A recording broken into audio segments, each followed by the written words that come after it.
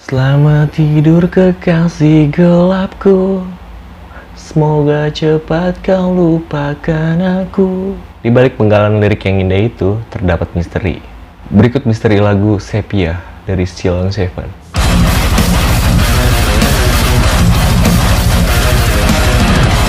Kisah di balik lagu Sepia diceritakan sendiri oleh Mas Eros, sang gitaris dan sang penulis dari lagu Sepia. Faktanya, nama Sepia adalah nama seseorang yang menjadi latar belakang lagu ini. Mas Eros pun menceritakan pengalaman mistisnya. Kejadian bermula pada suatu malam saat Mas Eros memainkan gitar di rumahnya.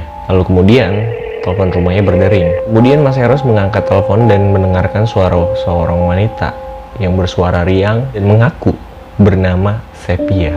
Mas Eros pun merasa aneh dan heran karena dalam hidupnya dia tak pernah mengenal yang namanya Sepia.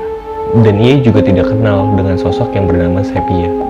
Dalam perbincangan di telepon itu, Sepia mengaku kalau dia mendapatkan nomornya dari salah satu temannya yang juga penggemar Sheila on 7.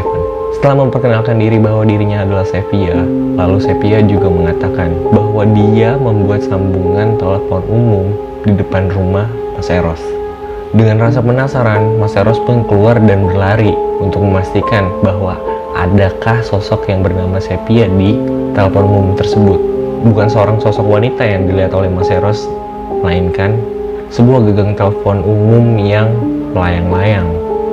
Kejadian itu pun membuat Mas Eros bertanya-tanya siapakah sosok Sepia ini yang telah menelpon dirinya dan mengatakan bahwa dia adalah fans dari Sheila on 7. Setelah kejadian tersebut, Mas Eros pun mencari data, kontak, dan alamat rumah dari seseorang yang bernama Sepia ini. Dan akhirnya Mas Eros pun menemukannya.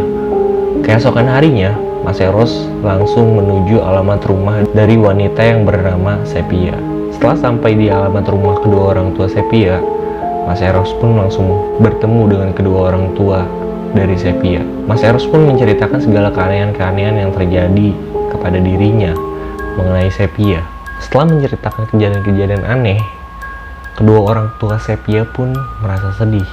Mereka merasa sedih karena sosok orang yang bernama Sepia yang adalah anaknya yang telah diceritakan oleh Mas Eros ternyata sudah meninggal beberapa bulan yang lalu. Pasalnya, Sepia meninggal saat menuju ke konser Sheila on 7. Dari sejak itulah Mas Eros Chandra terinspirasi menulis lagu yang berjudul Sepia. Menurut kalian gimana? Cerita ini sebenarnya bohong, fiktif, atau adalah cerita real story asli dari Mas Eros Chandra? Kasih pendapat kalian ya kolom komentar. See you next video and keep it rock on. Bye.